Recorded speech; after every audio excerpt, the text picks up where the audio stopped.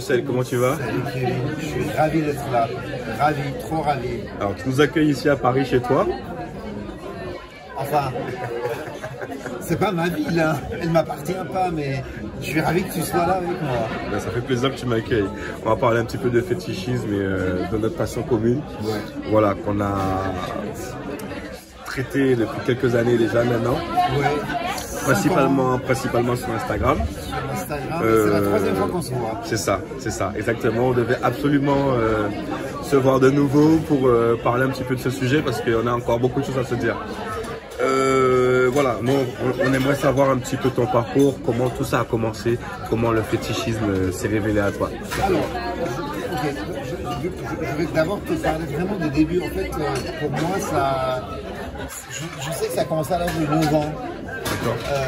Je ne sais pas comment ni pourquoi, mais j'ai des premiers souvenirs. Et donc, dans mes souvenirs, c'est que quand j'avais 9 ans, donc à l'époque, je vivais à Téhéran. C'est ça que moi, on était en 80. Et donc, il y avait un changement de régime, etc. C'est important quand même de mettre dans ce contexte-là. Il y a un régime très autoritaire, enfin plus qu'autoritaire, une sorte de mafia islamiste qui était en place. Tout est fermé, tout était verrouillé. Et moi, les quelques petits souvenirs que j'ai de l'époque, c'est des images dans des livres d'enfants. Je me souviens que ma mère m'avait acheté un livre d'enfants dans lequel il y avait. Donc en fait, c'était Pinocchio, mais c'est pas l'histoire de Pinocchio. Mais Pinocchio faisait partie des personnages. Voilà. Et puis il y avait une image où on voyait des espèces de fées qui descendaient une colline. Et il faut imaginer les dessins un peu japonais, un peu manga. Manga, d'accord. Et ils avaient des petites robes, ils étaient pieds nus. Et en fait, ça me fascinait de voir en fait, je passais des heures à regarder ces images de ces filles pieds nus. Et alors que j'avais que 9 ans, et même sexuellement, ça m'excitait de voir ça. Il y a eu ça, il y avait, alors j'ai d'autres trucs avec des bouquins d'enfants, mais un autre souvenir, et ça tu le sais pas, du coup je te le fais découvrir en exclu. J'ai gardé quand même des choses en exclu. Bien sûr. Kevin, c'est que j'allais dans une école publique qui était dans mon quartier, et comme le régime islamique était en place, il était obligatoire de prier. Et moi, j'étais dans une école primaire, j'étais dans l'équivalent de CM1, c'est-à-dire 2 ans après le collège. Et donc, c'était que une école de garçons. La mixité, c'était terminé. Terminé, la mixité. Terminé. Et en fait, quand on faisait la prière, pendant les ablutions, les petits garçons se mettaient pieds nus et moi ça me troublait énormément. Voilà, j'avais leur âge, j'étais aussi un petit garçon, tu vois. Et en fait c'est les premiers émois que j'ai avec les pieds, c'est à l'âge de 9 ans. Voilà. Et avec l'adolescence, ça a été que je suis venu en France, etc. Donc, ça marche très bien. Alors, est-ce que tu te rappelles un peu de ton premier vécu fétichiste? J'ai eu effectivement, oui, je me souviens de mon tout premier vécu fétichiste. J'étais assez jeune, hein, j'étais quand même, j'avais 14 ans. Alors, 14 ans, d'accord, c'était tôt ça. C'est assez tôt. En fait,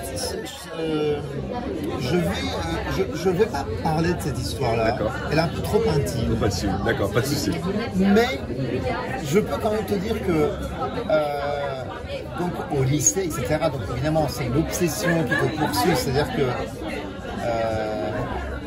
dès que l'été arrivait et que les filles ne portaient plus de chaussettes dans leurs chaussures, j'attendais qu'une chose, c'est qu'elles enlèvent leurs chaussures.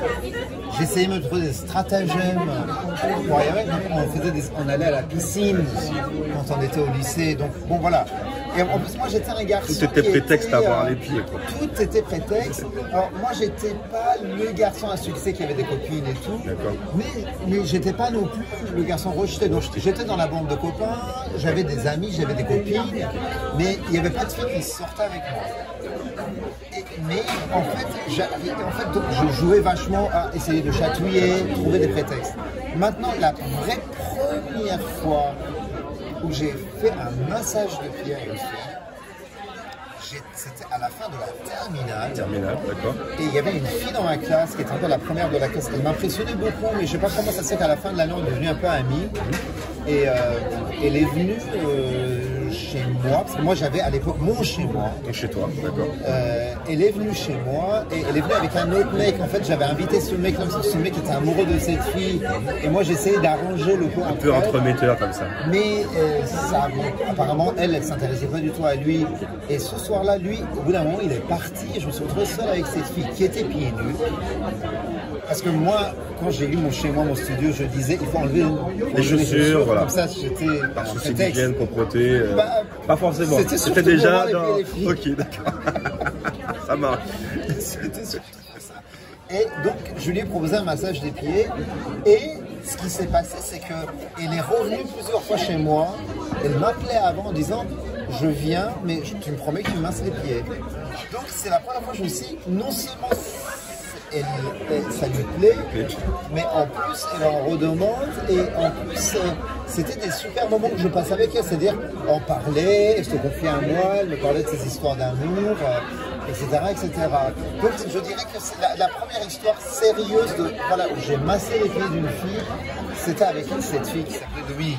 En fait, on peut dire que ça s'est fait relativement naturellement. T'as pas eu de difficultés comme on peut retrouver aujourd'hui pas mal d'hommes qui te disent qu'ils ont du mal à aborder, etc. Alors, tu sais, c'est une très bonne question et ça serait malhonnête de répondre à cette question de façon tranchée. Bien sûr que c'était difficile, mais en fait, je pense que, et aussi par rapport surtout à ce qui a suivi à partir de mes 20 ans, c'est que...